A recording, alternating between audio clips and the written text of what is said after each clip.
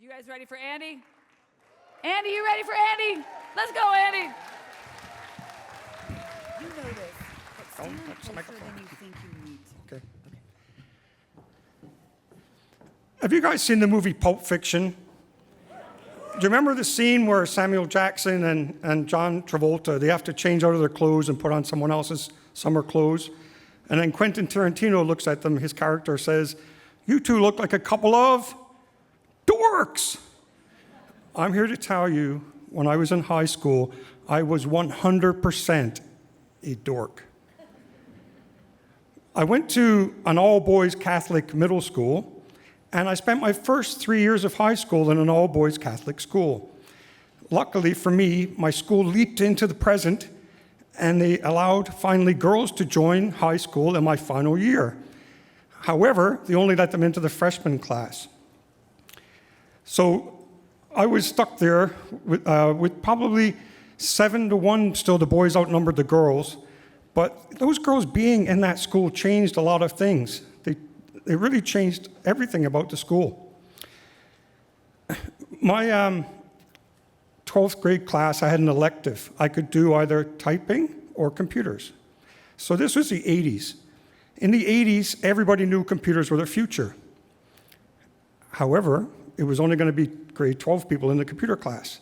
In the typing class, it was open to freshmen, and that meant girls. So in that case, my hormones overruled my brain, and I signed up for the typing class.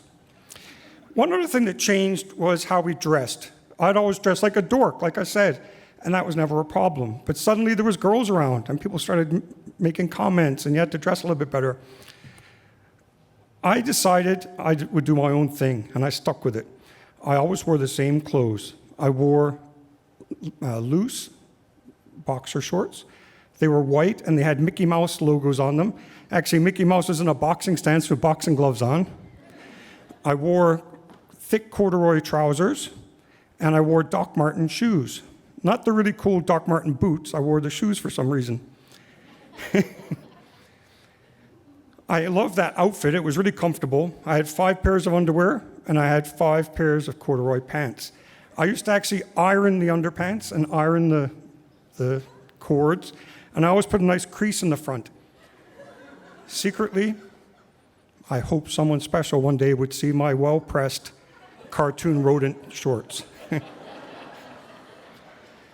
That is the outfit I wore for my first day of typing class, and actually what I wore for every single other day of typing class. Typing class was no joke. There was a book, and you had to have the typewriter at 90 degrees to the book. You had to read the book and memorize the keys. It was really loud, clack, clack, clack, clack, clack, clack. And when you got to the end of the row, there'd be a ding when you hit the carriage return. So I'm sitting there, a teenager, pimply faced, dressed like a dork, senior in high school learning how to type. Do you guys think the freshmen in that class found me attractive? I honestly will never know because I never spoke to one of them, not once. I was painfully shy when I was in high school. But there was one girl that caught my eye. She sat in the back and she was very quiet, and she also dressed a little bit unusual. So I kind of wondered, could she be a fellow dork? About 2 months after school started, we had a high school dance. And in my high school, there was a trial of manhood, if you like. It was really important that you had a date and you could dance for the last dance. And it was always the same song. It was always Stairway to Heaven. So up until that point, I'd always left with my tail between my legs while the music started playing, and I'd never had a date. But I decided this year was when it was going to change. And the school invited the local Catholic girls' school, which is down the road, and they also, of course, invited the freshman girls, and we had a dance. Once the dance started, I decided I'm going to ask that quiet girl in the back of typing class, I'm going to ask her to dance. But I kind of overthought it. When Van Halen came on, I was a little bit too late. And then Billy Idol. Oh, damn, I waited too long again. This went on all night, and before I knew it, the last song was coming on, and it was Stairway to Heaven. So that's when I stood up, I pulled myself together, I put my shoulders back, my chest out, my head up, and I thought, I'm going to do it. I'm going to be a man. I'm not going to be a loser today. So I strode across the dance floor. I walked up to the girl, and I asked her if she would like to dance. And then she said something which kind of took me by surprise. She said, "With you?"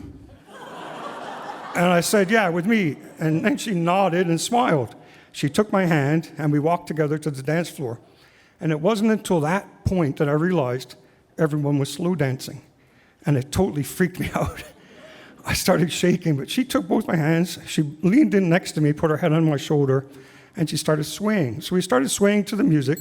It was Stairway to Heaven. And that was the first time I'd ever had a girl's body close to mine.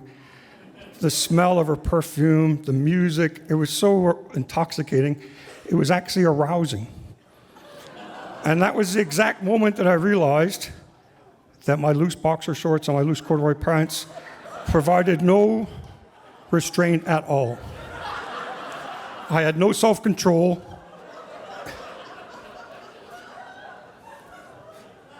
And something really embarrassing came up between us.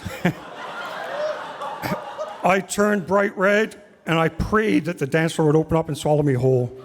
But the girl, to her credit, she just kept dancing. And we finished the song. But every time I saw that girl later in the hallway or in typing class, I would turn bright red. I never had the courage to speak to her ever again. But after that night, I was still a dork. But I realized something really important, that tight blue jeans do have some benefits. And I also realized that the embarrassment and pain of love is still not as bad as the hopelessness of not getting out and asking, or being invisible in the back of typing class.